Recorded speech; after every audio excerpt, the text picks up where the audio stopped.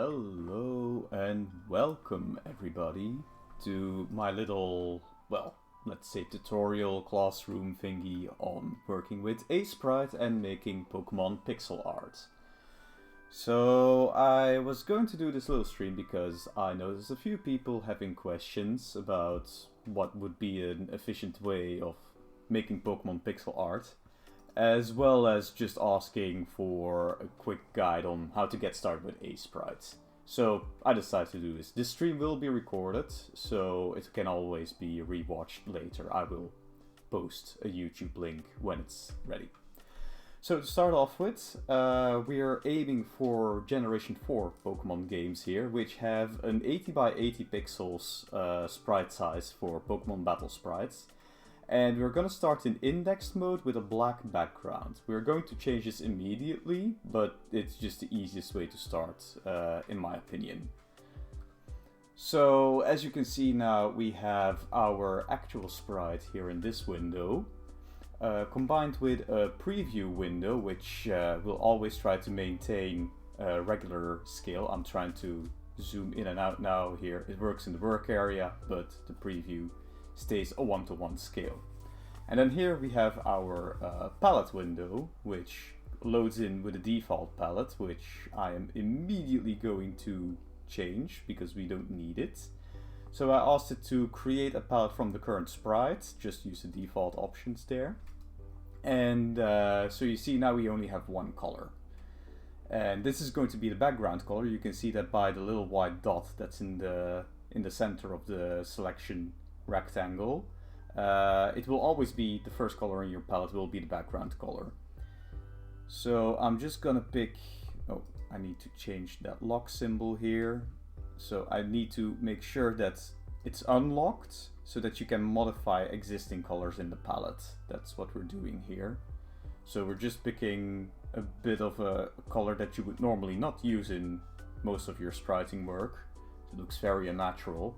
So that way you can keep easy track. And I'm just going to lock it again, so that now if I start selecting new colors, you see this little exclamation mark here that will show that, hey, you're changing something here, but it's not going to be applied to your actual palette. But if you click it, then you add the new color to your palette. That way I usually just add all the colors that I need, just add more as I go. Sometimes just modify them, like first color is usually easy to keep that black. So you also see that right now we have our layer palette here with just one background layer. So I'm gonna add a new one by pressing Shift N. This is pretty similar to other graphical programs like Photoshop. And we are just going to use the brush tool and start, quickly drawing stuff around. That's simple. You have marquee tools like the rectangular one, you have circular ones, you have lassos. That's, all the usual suspects are there. You can select, rotate, translate, scale, it's all there. So that's the really basic stuff. You have, of course, an eraser as well. Of course, I will also say that brush size can be changed here, as well as opacity. Color pickers, which you can also do by just holding the Alt key and hitting something. Right now, of course, it will just always select the background color. And that's also an interesting thing that I found out that you can do in Aseprite, no problem, is you can just, let's say we have an area colored here. Instead of always going to the eraser tool, you can color pick the background color and just paint that over. If we now hide the background color, you'll see that it actually paints in transparent pixels. So I just find that a little bit easier to work with. Yeah, so that's actually the basic tools that I always use. Yeah, you have move tools, and paint buckets, of course, can always be useful to use as well. But those are the most basic ones. That's for a quick introduction, at least. So I'm just gonna reset all this. There. I do tend to usually, especially for sprites of this size, to just work with a 1 pixel brush, because you already don't have a lot of room as is. I will only actually go for bigger pixel brushes when I want to just, you know, put down some dots to get a proper silhouette. A few settings that might also be interesting is this pixel perfect checkbox that you have with the brush and the eraser tools. I'm gonna zoom in a bit to show it a little better. So now we're painting without pixel perfect. And you see that I'm getting a lot of these jaggy lines here. Now, these don't look very nice. You can spend a lot of time erasing them manually, which is not a lot of fun to do. So if you turn on the pixel perfect checkbox, then you will see that, you know, you already get almost none. Sometimes you get still a jaggy, but it's a lot harder to get one. So your lines look a lot cleaner. So no real reason to turn that off. Turn it on. I don't think it's turned on by default. But yeah, just turn it on. Save yourself some time. You can always go pixel per pixel later. I am gonna change the background color a little bit because it's a bit hard on the eyes now. Yeah, that should be better. Okay, so today I am going to be making a sprite for the Generation 7 starter Poplio, because it's a cute little guy. So I usually start just sketching out what I want to be the main pose, and I just have some reference open in my browser, so I'm just gonna take that over. I'm gonna take some official art as a quick reference. I might do some tweaks on it, but I usually take official art that's in a bit more of a special pose. So I just mainly start quickly drawing in stuff and trying to keep an eye mostly on proportions to match the actual Pokemon design. I just quickly draw, like, this is too big, but whatever, it's a sketch. So there we go. Let's put a circle here for the nose, and then that cone for his snout, basically, and his eyes somewhere around here. So that seems pretty okay for a quick sketch. Sometimes it's also easier to actually go for a bigger brush and just put a dot down. Say, for example, the head is pretty much a perfect circle, and drawing perfect circles is hard, so I just put a dot, maybe make it a little wider. Oh, no, didn't want to nudge down. There, make it a little wider, and then you just grab the eraser, and there you go, perfect circle. It's just a little trick that I use, especially when you're just sketching and you quickly want something done, just do this. So, okay, just quickly checking the chat in the meantime. It seems to not be showing up in the... Is the chat showing up in the actual recording? Because it should, but now I'm doubting. Or is it just fading out all the time?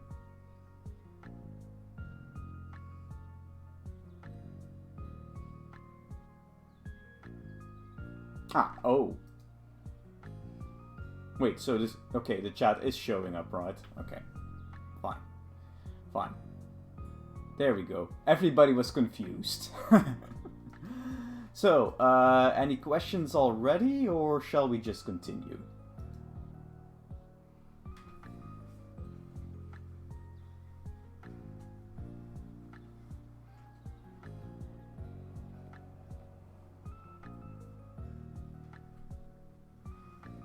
Doesn't seem like any questions yet, so I'll just go ahead. So, as I said before, so now we have a sketch. This circle here, this circle here that we have in the layers palette, if you double click it, you get your cell properties, which is kind of just opacity most of the time. So I usually just fiddle with this after making a sketch, so we can continue.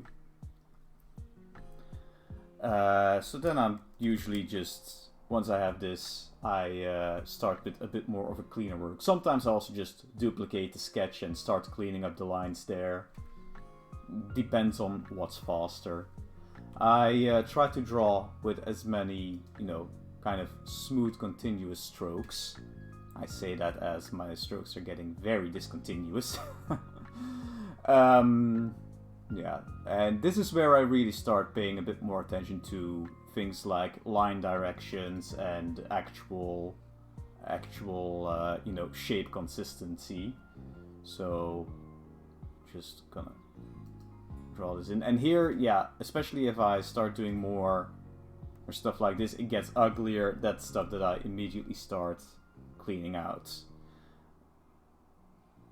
And here sometimes Pixel Perfect actually can get a little bit annoying because it will try to reduce the effect to only a single pixel at a time. So yeah, then sometimes if I'm trying to erase a lot of stuff, that doesn't look right. I turn Pixel Perfect off. So I want this line to end a little lower, so I'm going to double it up here, maybe even double up this one, we'll see. A lot of this stage of working can be just, trying to see what looks best with the pixels you have and just moving them around a bit to experiment. Like this one is also not proper yet, so there.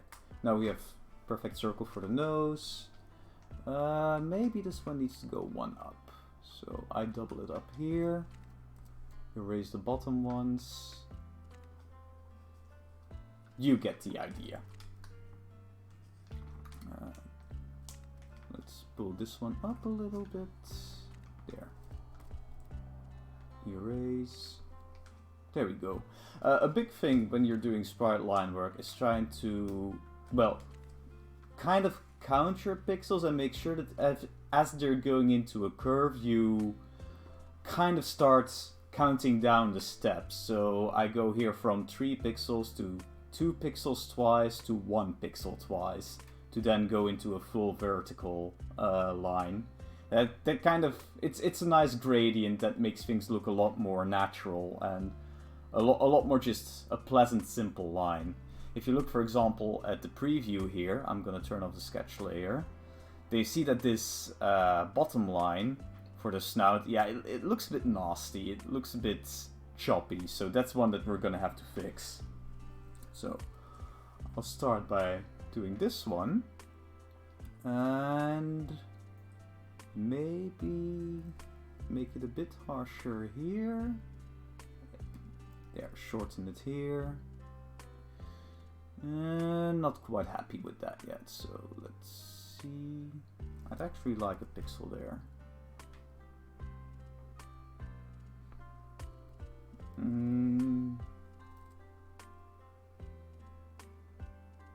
That's more like it. Maybe turn it into 3 here and then turn this one away.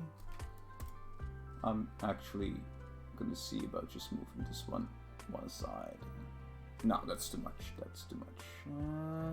Oh, didn't want to select that one. There we go. You can get very hung up on just doing this endless, moving pixels back and forth all the time. So that's something I kind of try to avoid to do. So forgive me here. Just the head at least is, yeah, it's still on pixel perfect. That's fine. The head at least will be still relatively normal. Just follow this first pixel sketch that we did. Yeah, that's a jaggy there, but I don't mind it too much, so that one can stay for now. Definitely, frequently check just your lines and always keep an eye on your preview in order to keep things, keep your mind fresh. It does also help to occasionally flip your canvas to get some new eyes on it. So then we usually go to Edit, Flip Horizontal. There you go. So everything normally flips then. Oh no, okay, it's per layer actually. That's, if you're working with a lot of different programs, things can get inconsistent. So it's always a bit of a which program behaves in which way again, kind of question. So we're gonna sink down a bit, do his main body. Sometimes if it's easier to just pull straight lines and just go up in a cadence like that, it really is up to personal preference. You may like it, you may find it absolutely annoying to work with. Up to you. No one's gonna judge you. So we're gonna draw the front flippers.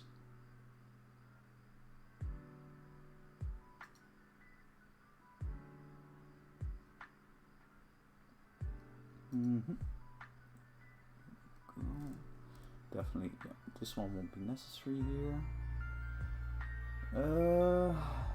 It's looking a bit thin here, but then again the actual design has pretty thin shoulders, so might work. Yeah, I'm not gonna hang up too much about that now, because you guys want to see more, of course, than just me drawing lines. No, that's not right. He has a bit more forward pushing belly.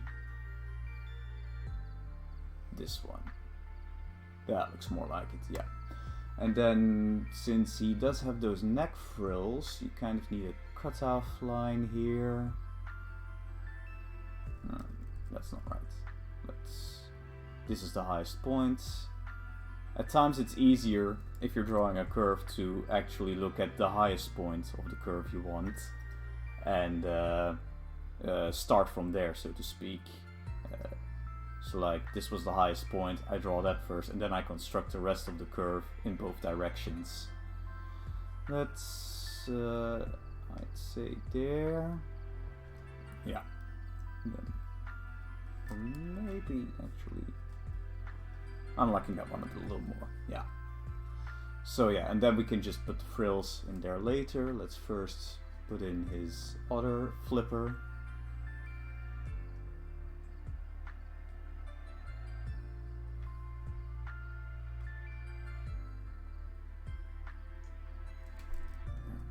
Up a little, and this is one of the patterns that you can occasionally get if you want to do certain angles, where you start getting irregularities, but they're kind of placed at a pattern, so it's not fully perfect here, because as you can see here, there's only 1 pixel in between 2 long ones, and there's 2 pixels, and there's 3 pixels. Usually people will be more like, yeah, but 2, 1, 2, oh, 2, not 3. 2, 1, 2, 1, and so forth. And so on and so forth. So that can be a trick. Personally, I don't really like those. I tend to avoid them, but there's some angles of lines that you just can't avoid doing this, so I'm gonna clean it up a bit here because it does look too unnatural. Maybe if we go here, and then we're just maybe if no, that doesn't look good. That doesn't look good at all. Yeah, I'm gonna leave it for now. I'm gonna leave it. We'll fiddle with that later. And then just his back flippers.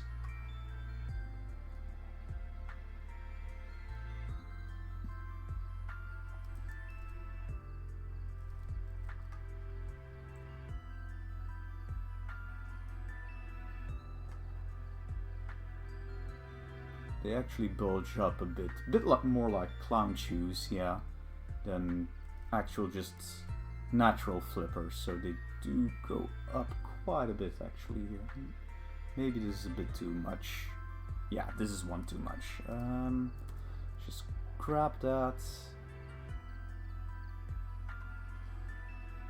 Oh. And lower that by 1. And same here. There we go. Move the bulge maybe a little more forward here.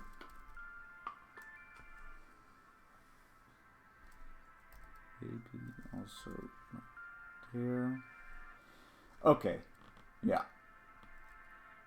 This looks decent. Yeah, then it's just the frills, the ears, and the facial features. So Poplio does have generally pretty round eyes, very oval, so should be possible to just... Yeah, this is very nasty. Drawing circles under an angle is always a problem. That's just move around pixels until you get it right, unfortunately. You can of course try to draw a regular oval. Oh, that does not look good. Actually, let's try drawing a regular oval and then trying to smooch it in place with some transformation, but you'll probably usually have to do some cleanup after that. So we're gonna... Oh, am I in the... Oh, I was in the eraser tool. Okay. No, what did we say was the proper size? Maybe 5 has to be the... Yeah, okay. Let's go for 5. So, there we go. And if we then select this... Oh. Okay, yeah, that's a Photoshop matter of habit. Okay, let's just try to make the selection as tight as possible. That's a little too big. So this is a thing that's a bit annoying with Aseprite. So contrary to most programs where if you're doing marquee selection, Alt will not be like take from the selection away. It will be right clicking. That's a thing that, you know, no one tells you. That's a little too much. No one tells you. You just kind of have to figure that out. So right click is to remove parts of your selection. There we go. I'm already scaling things that I didn't mean to scale. So let's first move it in place. Might be easier if I first deleted the original drawing that I did. There. Again.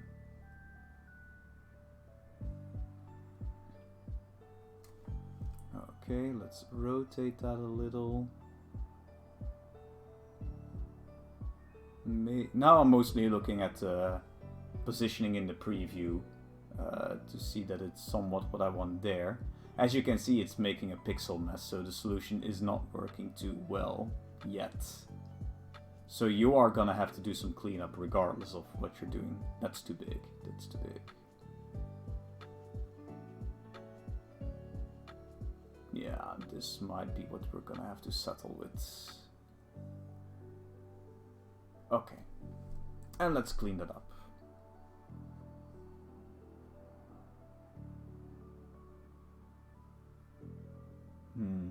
Yeah. I think this will be what we're gonna go with. Okay, choose the here. Just a small change. Okay, so we have a very basic outline for our Pokemon now. Oh yeah, we're forgetting the frills. Let's do that quickly. So the frills are like, they start here and just a little wavy line. There we go. Oh, and the mouth. There we go. And let's hollow out the eye so we can do things with that after. Looks real creepy like that actually. Okay. But anyway, now that we have that, what I tend to do, once I have some decent line art, is to actually cut it up into multiple layers for easy moving about things and everything when I want to make the animated frame. So to do that, let's start. This is a little easier if you actually go for the lasso tool. So let's select it and let's start with, actually let's start with just the entire lower body, arms included. And let's put his frill included as well. Control X to cut it away, Shift N for a new layer, Control V. And there we go, we've cut and pasted it. So now, as you can see, we have just the head. And this is where, you know, I separate the parts out a little more. For one, that line that was of the original face had to go. And now we just reconstruct a couple of the things. Sometimes when you have overlaps like these, it's also better to not immediately cut them, but just copy them. That actually would have probably been a better thing to do here as well. But oh well. We'll make it. We'll make it.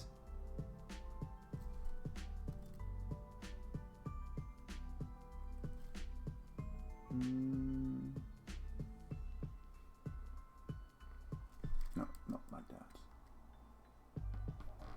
No, I think it will have to be that one. Okay, there we go. So, we're not really gonna need a sketch layer anymore, so we can just delete it. Okay. Then I'm gonna make a new layer that I'm gonna reserve for... Oh, yeah. So, once you're making layers and you want to move them around, this is again, you have to right click on a layer to actually get it to move up or down. You can't just click and drag, that won't do you anything. I'm also going to rename them just to keep things clear.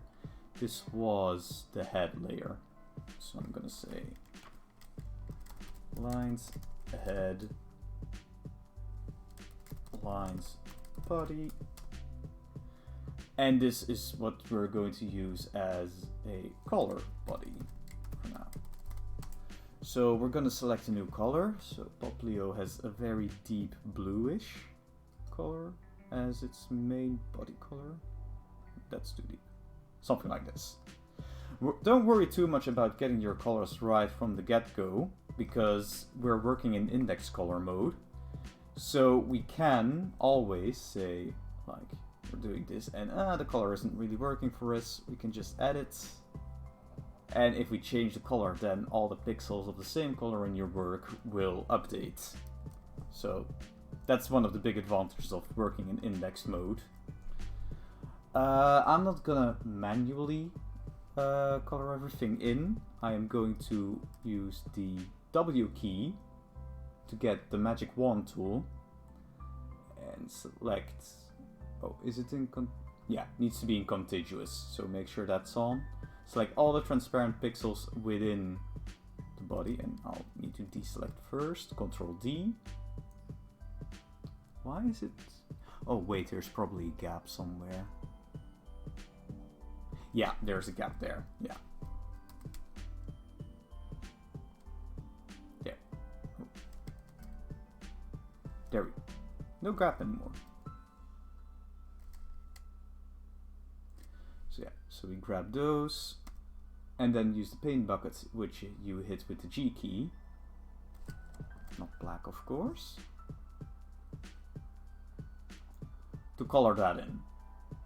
So yeah, if you've used Photoshop or anything of the sort before, again, this is something you should be kind of familiar with. So I'm gonna make a color head layer.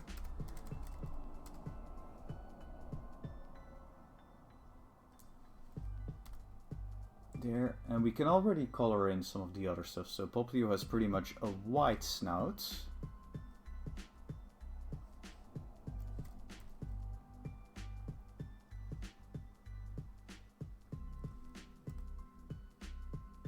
And a very bright, well, not really bright red, it's more kind of pinkish. Something like this. No, it's more red.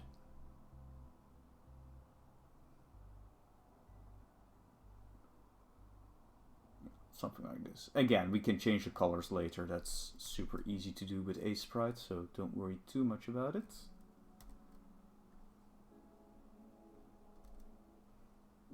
Okay, so the background color is looking a bit too much like the nose color, so I'm going to change that to be a bit deeper.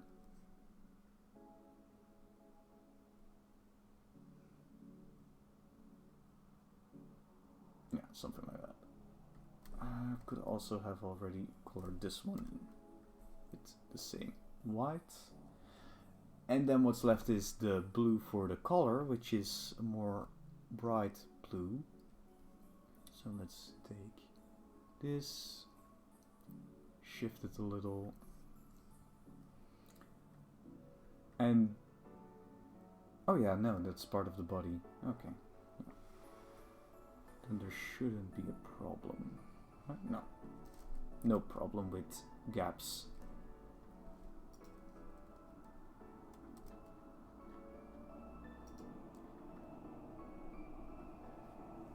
Okay. Control D. So we do have a bit of a pixel mess going on here, so I'm gonna clean that up again. That seems to be mostly in lines of body. Think like that. That's part of the head. Okay.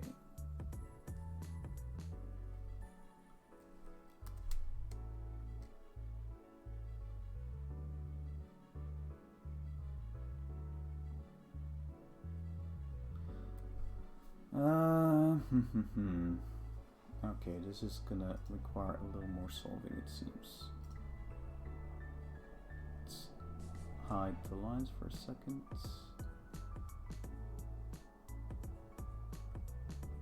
Yeah, okay, so line's body is mostly having some doubling up going on. Let's actually cut it off here and cut this.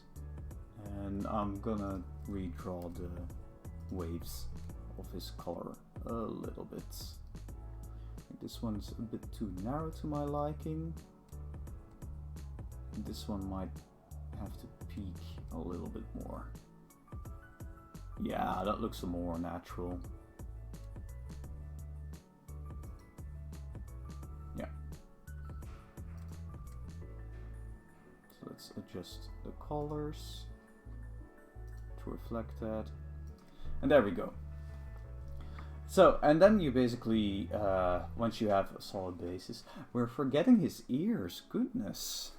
That's not nice. We shouldn't forget his ears.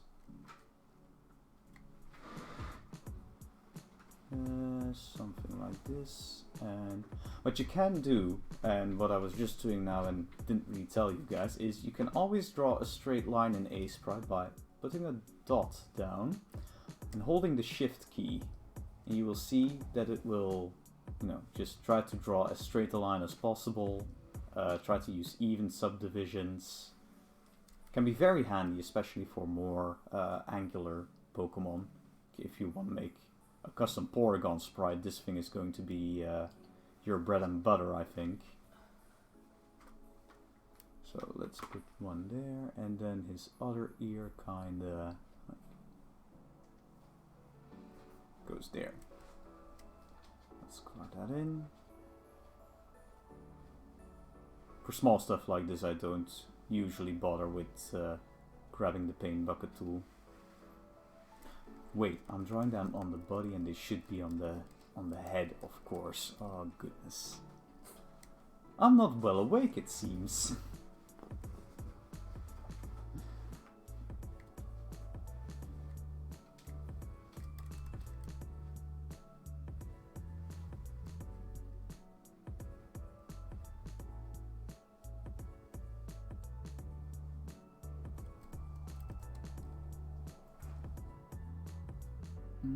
Okay, now things are bunching up a bit there too much. What you want to avoid generally when drawing sprites of any sort, really, is too many pixels, especially outline pixels, bunched together to create basically big black spots. That doesn't look nice, makes things harder to read usually as well. So that's a thing that we're gonna have to fix. Stay in the brush options, of course, don't go for the eraser. Actually,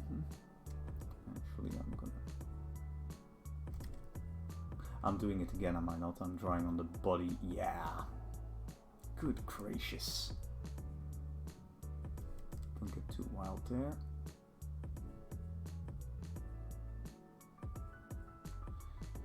be on the head.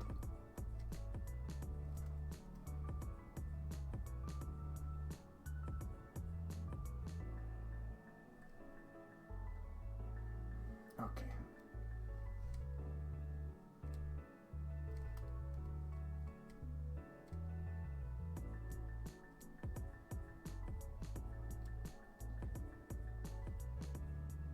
Okay, this time it looks correct, almost. There we go. If we now hide the head, yeah. This needs to go still. Okay, so, oh yeah, just quickly gonna save because you never know when things go wrong. Let's create a new folder. What number is Poplio? Anyone in chat know by heart? No?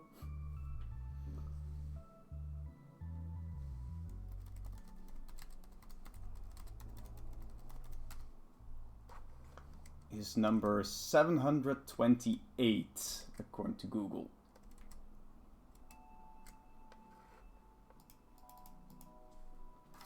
$728 Poplio. There we go. Oh, I didn't make a new folder for it, I just named the file. Okay. Save as. Create a new folder. 728 Poplio. And then I call it Poplio Battle. So, we've got that going. Next thing I'm going to do is putting down some shading for Pokemon. So this is usually something I just do on top of the existing color layer, just for the ease of things. So I pick the main shade color, I make sure that my palette is locked, and I just start picking somewhat darker versions of the color to work with. Pokemon sprites usually have only like one shadow and one highlight color for each tint that you have in your main sprite, with occasionally, you know, throwing in one extra for Pokemon with like a lot of the same color under very big gradients, or removing one of the shading or highlight colors. Usually the highlight color is the first one to go. So, and we just start drawing in the shadow. I'm just, again, following official art here as a guide. Main difference is that in the official art he has his eyes closed, and we're not going to do that here. Of course, if you're drawing your own stuff, then all the rules about making sure your light is consistent, that all comes into effect. I'm not sure why I'm actually not just drawing an outline and then filling that up. That is much easier. Why are you making life hard for yourself? Don't do that. Life is hard enough as it is. Don't make it harder on yourself. Let's color body. I'm not coloring in the head shadows with the body layer. That's not good. Don't do that. Let me just add in a few pixels. Let's do it like this. Yeah, let's build it up a little bit more. Maybe like that. Yeah, I think that looks okay. That's of course a great thing if you're doing a simple Pokemon like Poplio. You're not working very long on any individual thing. It's just keep going and you will get there.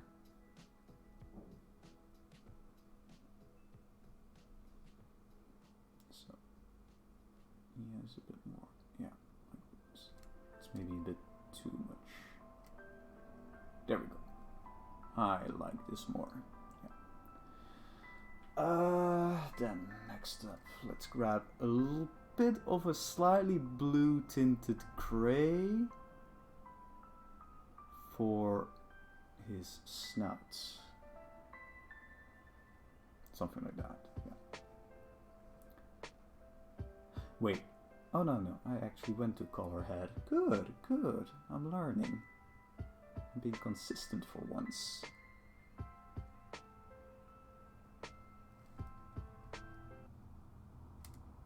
Oh, did the music... God, I hate this about YouTube. Stopping the music like, hey, are you still listening? Yes, I'm still listening. Google can't do anything right. Okay, so the shadow color is too dark. So we're just gonna tweak that a little. That's more like it. Maybe a little lighter still. Yeah. Yeah, I'm happy with that. Let's maybe also pull this curve a little more towards the nose.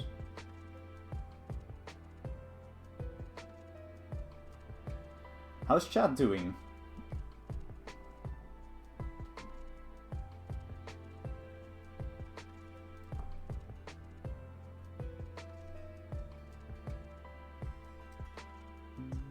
We're brightening up things here still. I think I might actually turn 1 pixel down there on the mouth. Went a bit too high.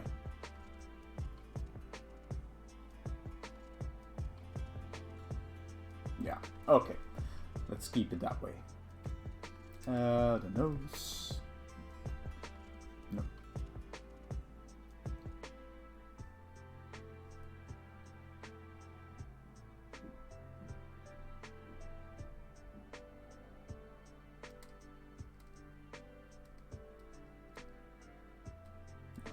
Let's pull it up a bit more like this. Yeah, okay, that looks good to me.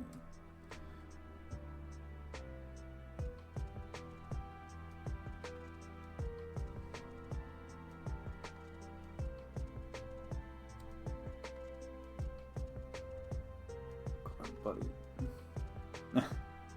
You guys still doing good? Good, good, good, good, good. I was already starting to think everybody had left. Oh no. Ah, well. This is going to be on YouTube, so... yeah. Okay. So now we have that. Let's add a highlight color in the same way that we do shadow colors. I'm only gonna actually apply that to the main body, since for the rest he doesn't really seem to have all that much going on with him. Color head.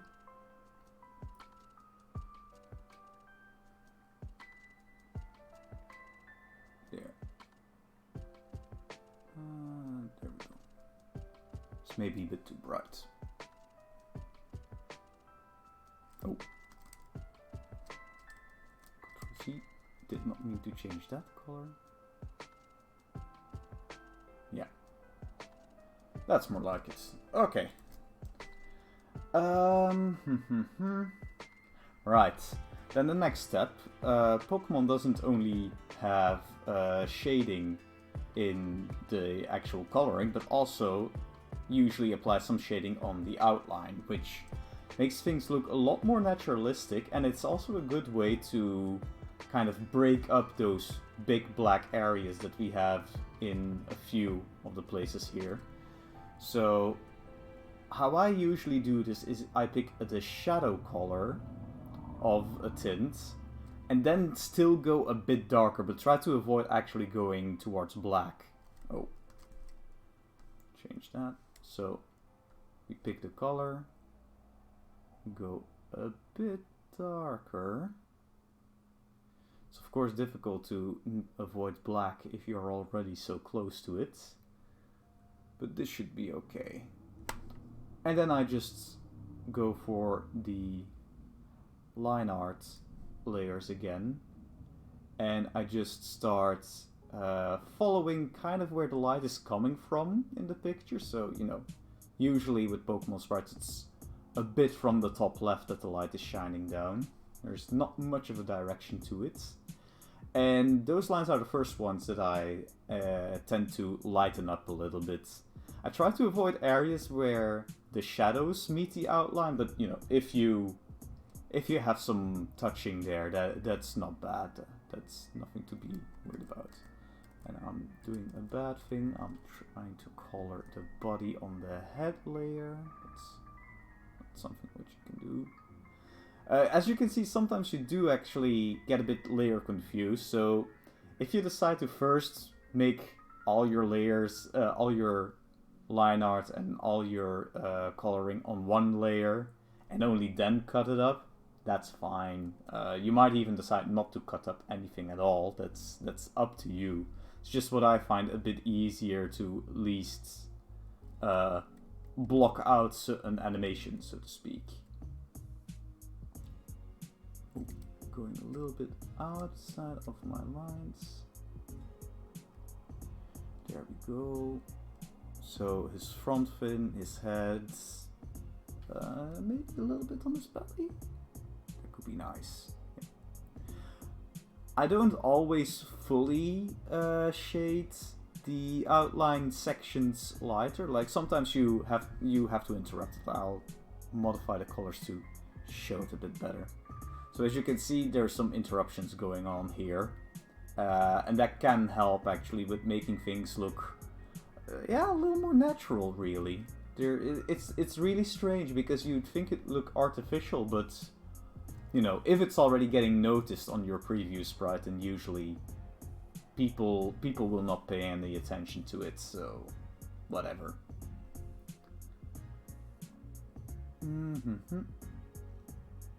So let's color a few more of those outlines. You do see that we're starting to get a little close in our palette limit, so if you're making this for specifically trying to mimic the existing Pokémon Nintendo DS style as close as possible, each sprite only has 16 colors in it, including the background color. So yeah, we're now getting at index 11, so we have 12 colors already because Aseprite starts counting from 0. So we're at 12 of the 16 colors, so we need to be a bit careful, but it shouldn't be a problem, at least for the sprites, to stay within limits. And this is why Druddigan should not be in any Nintendo DS games, because it will just break over that limit with all those colors. I'm joking, I just don't like Druddigan. I think it's not a funny designed Pokemon. I don't like it.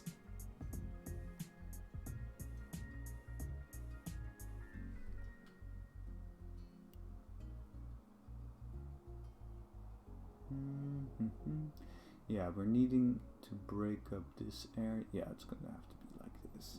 I'm just coloring the entire frill outline in a color here, because this is a bit of a thing that I noticed that Pokemon sprites do a lot with parts that are supposedly more transparent, which apparently Poplio's frill is supposed to be. They just color the entire outline, and I'm just following that. Actually, looking at it more, I might just delete this pixel. So that one. Okay. I'm working on Line's body again. Oh, goodness. Okay, color that one. And we're just gonna cut these lines out. It would be stupid to try to redraw that. Like, well, I mean, you can, but come on, save yourself some time. There we go, fixed. Oh wait, no, I was actually correct because the frills are part of the body and not of the head. Yeah, I've kind of made things hard on myself here, it seems. I should not have done that. Yeah, okay.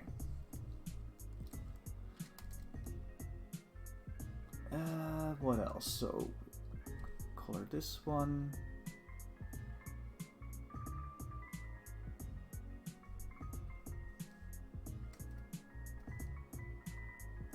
Line's head.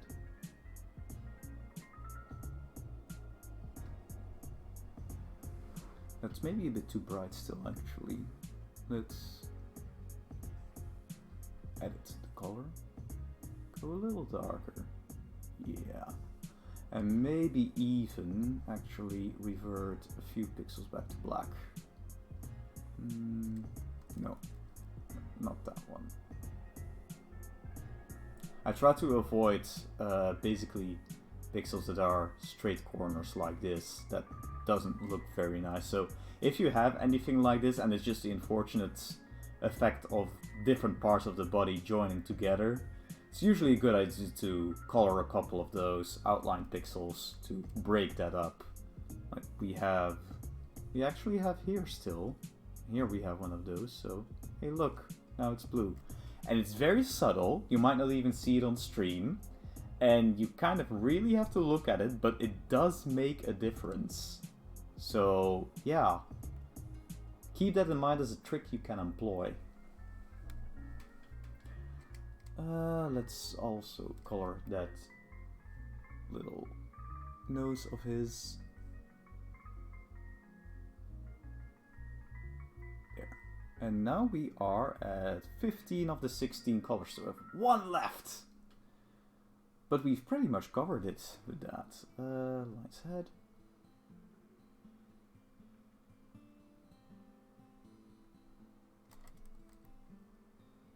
Let's do that. There.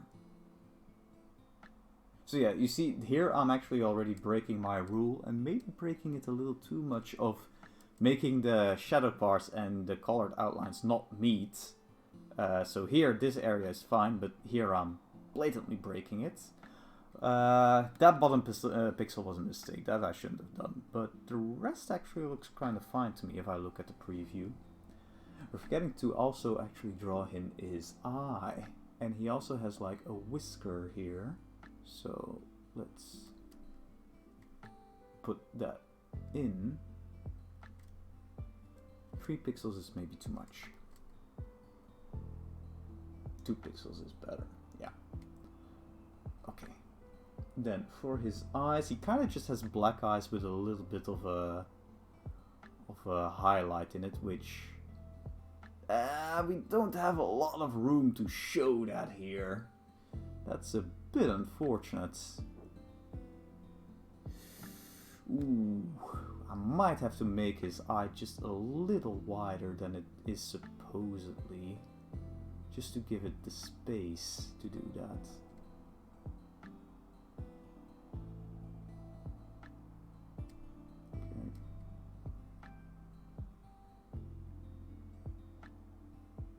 Because I kind of don't like how the eye can meet up with the outline. That doesn't look good.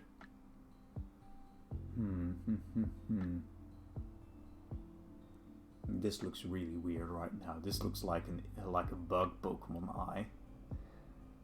Oh boy. Oh boy.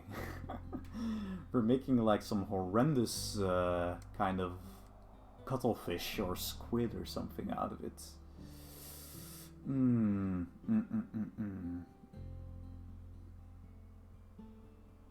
Yeah. Yeah, I might have to redo the eye completely, but actually this kind of works. It's not as oval as it's supposed to be. Yeah. This would be more the ideal shape, maybe 1 pixel wider, but yeah. I'll probably doctor this around a bit after this whole stream is done. There's a couple of places I'm not happy with yet, but we're gonna move on, I'm gonna say. So, we have our front sprite, and of course we need an animated frame for it as well, because Pokemon do that little fidget when they get sent out into the field. I'm also actually going to grab and gonna recenter it a little bit because it's a bit out of center. So yeah, this works on a per layer basis as well, but you can click with Shift in your layer selector to select everything, and it does not work. Oh right, so it only selects the ones that are highlighted, so that frame actually doesn't mean anything. So make sure everything is colored. I think actually if you go from top to bottom with control, no, not with control. Just, yeah, a lot of this is, again, many different programs that do similar things, but each with their own idiosyncrasies, and you can get a little messed up. But yeah, we've recentered it, and now I'm going to hit Alt-N. Oh, before I do that, so we kind of don't want to double up the background. It's not important, but you can hit this button to turn those separate dots into a long dot. And then you will see, if we make a new frame, that these frames are connected. So normally, if I'm not mistaken, let's try this out quickly. If I draw something here, then it will actually be reflected in both frames. So it's not very useful for Pokemon spriting as is, but it might be useful to use anywhere else. So yeah, we have our second frame now, and it's just copied over the existing frame, which you may like, you may also find a bit annoying. I find it a mixed blessing, because it's very easy to just, let's say, we grab the head within the second frame, and we just move things around to, like, try making a quick animation first. Oh, and now you see that it's applied it to both frames, because Aseprite can be very annoying with that. So you have to actually select the specific dots of the frame that you want. Not the entire layer, but just the dots of the frame. And now you see, if I switch between the frames, that there's actually an animation going on. You can also move between the frames by using the left and right arrow keys, and you can actually move between layers by using the up and down arrow keys. Just pointing that out quickly. But you have to make sure, you have to keep in mind, if you select a layer, then you're selecting all the frames of that layer to be edited at once. So if you do a move like this, it's gonna be on all your frames. So you can mess things up with that. Be very careful with this stuff. So if you want to move things within a frame, click the dots. And again, hold shift to select multiples. That's the same stuff.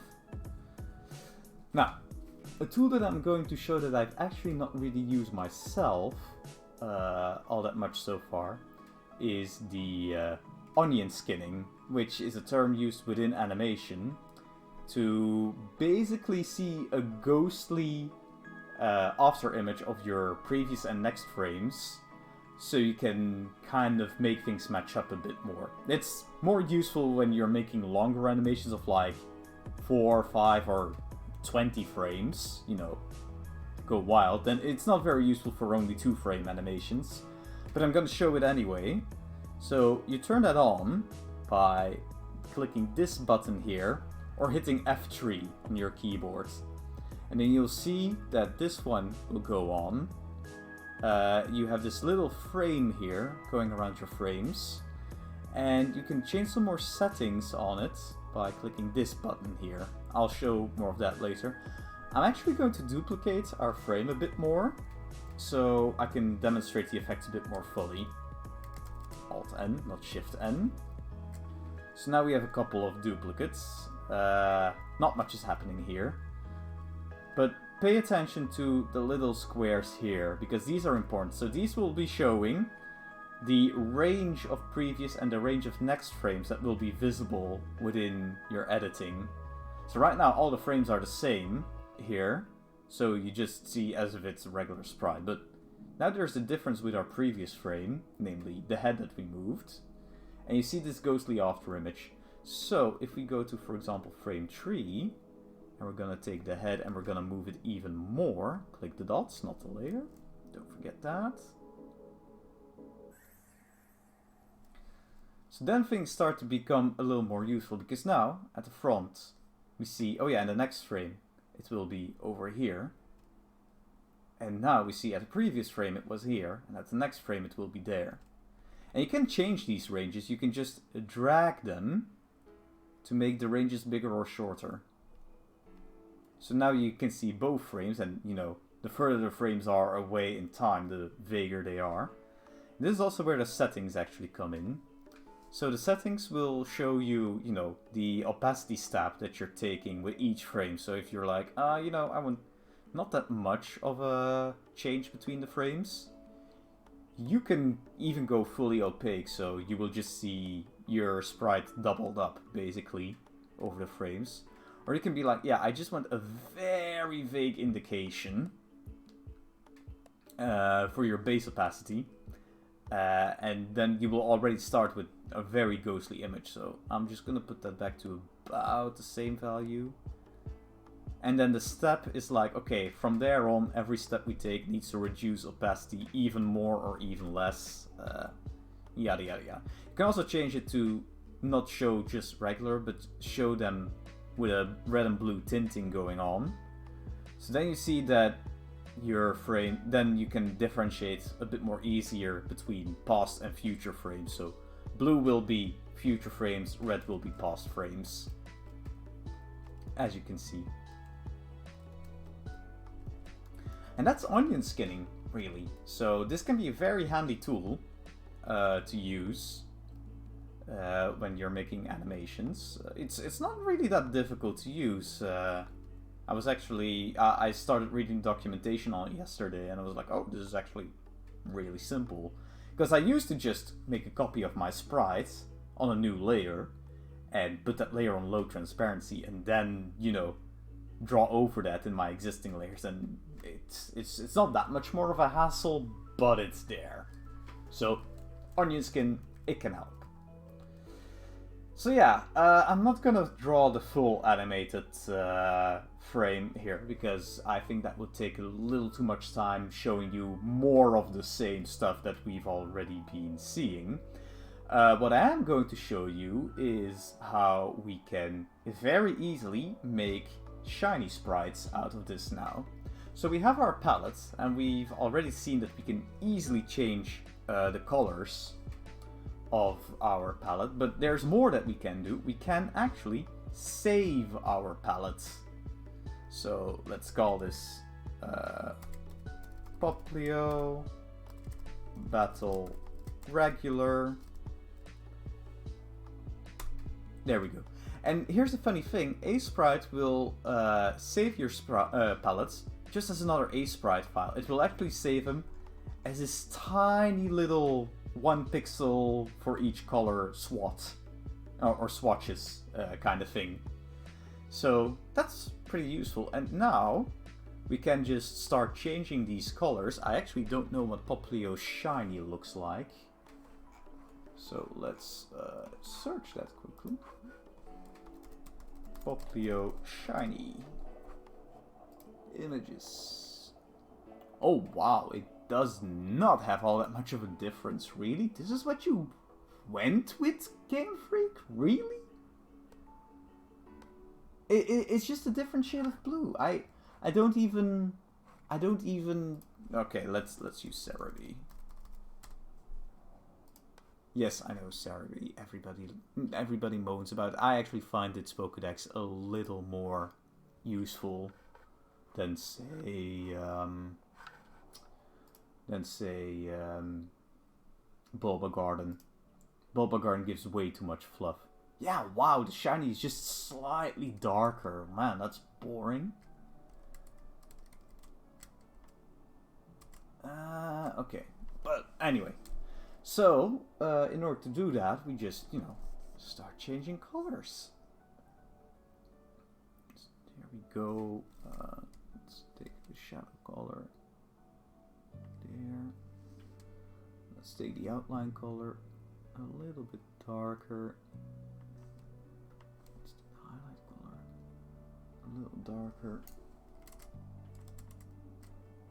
Actually, you know what? Let's just make our own shiny. Let's do something different. It's not gonna be fun otherwise. How about, hear me out here. making it a bit pinkish. With, well, we'll see what we do for nose.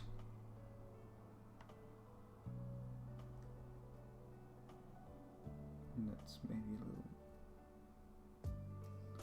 Okay. Change the highlight color. Yeah, this is gonna be almost white.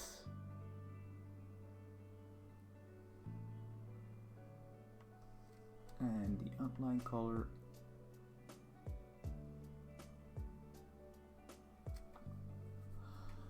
Okay. What shall we do for his frill?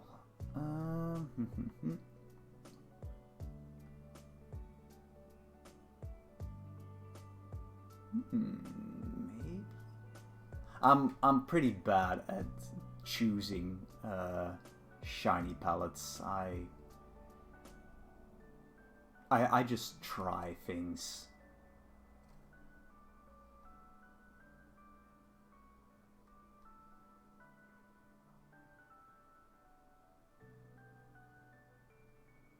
Yeah, okay. Maybe we can keep the nose just as it is. So there we go. And now we can just save this palette. Spoplio Battle Shiny. And everything will just work out as it should in terms of like your color indexing, if that's important to you, or if it's not, then you know, you don't really care. But it's nice if you ever need a color indexed sprite that everything will be there as you need it to be. So I'm just gonna delete all those extra frames. We don't need them. We just need the 2. And so that actually brings us pretty much to the end. I'm just going to show you now how to export this. So if you want to make a sprite sheet out of things, Aseprite actually comes with a sprite sheet exporter that will help for this. Which file? So if you have regular export, which I'm going to show you now, then you can just, yeah, you can save it as a GIF, sure, no problem. Let's do that. But then it will actually export as an animated GIF or as single file PNGs if you select the PNG format. It will not save as a sprite sheet, which is what you might want if you want to use Aseprite for game development. So you have export sprite sheet here as an option, Ctrl E as a shortcut, which is very useful. And this gives you a lot more options, so it already gives you a bit of a preview here of what your sprite sheet will look like. And you can, yeah, let's cover up the preview because we already have a preview here. And it gives you, you know, a couple of options on how you want to organize things. Can, of course, it's a bit difficult to show off with only 2 sprites, but you know, you have a couple of things that you can do. I usually leave that by rows. You can put in constraints like, you know, a specific amount of columns and rows that you want. You can select only selected layers to be shown. You can select specific subframes. Make sure that you check on output file so you can select where it has to go. That's fine. And then, yeah, you just export it. Now, one thing that's important, if you need a sprite with a fixed background color, right now, as you might have seen in the preview, it actually turns the background to transparent. I have reported this to the developer of Aseprite. This is a bug that's being worked on right now to be fixed. In the meantime, I have been given a script to do it for me, which I will upload the script as well and put it somewhere on the description. So if you go under File, you can see scripts here, and here you can see all the scripts that you have. You can also, you know, open a script folder, which will open a Windows folder where you can see where you're supposed to locate the scripts, and then refresh the script folder. And that will just put all the scripts that are there in here. So I'm just gonna quickly use that. So for this one, I was told it's very important to turn this toggle on For the rest it functions exactly the same way as exporting a regular sprite sheet. And then you just hit export, we overwrite it, and yeah, now we should have an actual sprite sheet with a background color. So that actually concludes basically all the things off the top of my head that I could show you guys. I hope this has helped some of you, and I hope that this will keep helping people. If you have any questions, feel free to post them now and I will try to answer them. If not, I'm going to finish this stream and start uploading.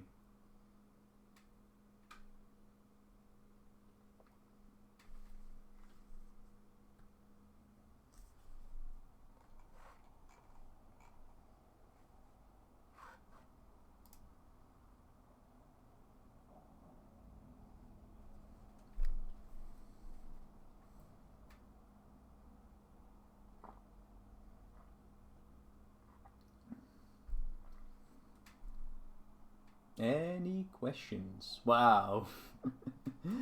Sure is quiet here.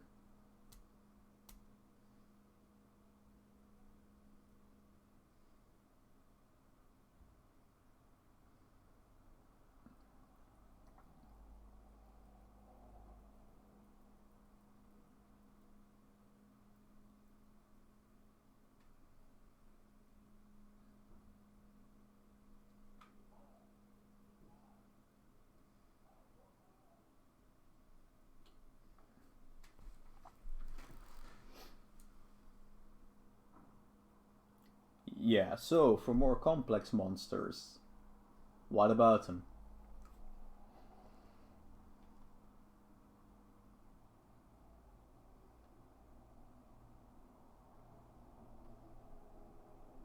Man, this stream delay. Yeah, so I use pretty much the same steps, regardless of how complex the design is I'm working on. I might cut up a complex monster into more separate parts. I can actually show maybe one of the more complex ones that I've made. Let's first save this to be sure. Let's open. Let's see. Mega Beedrill was pretty complex. There we go. So yeah, also I tend to make front and back sprites within the same file, so you can see that there's multiple frames here now, 4 frames instead of 2.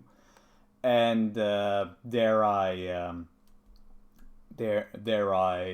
just export them and specifically say first export frame 1 and 2 and then export again but with frame 3 and 4. But yeah, here as you can see I have cut up the Pokemon a bit more.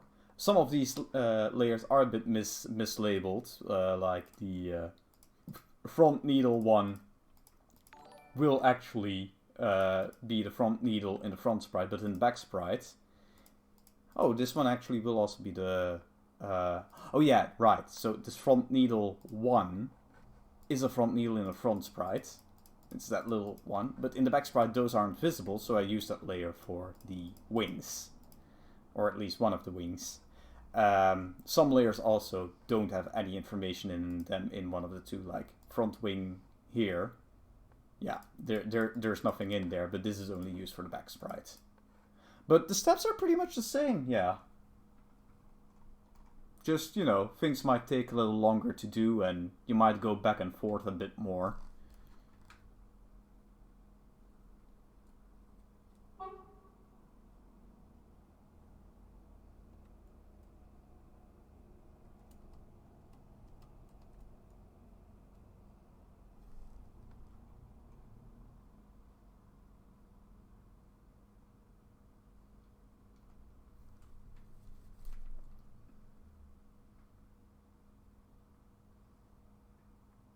My music cut out, I just realized.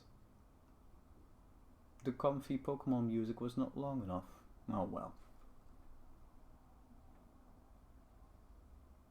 Any other questions from someone else? Click noise, 10 out of 10, very satisfying. Thanks, I guess.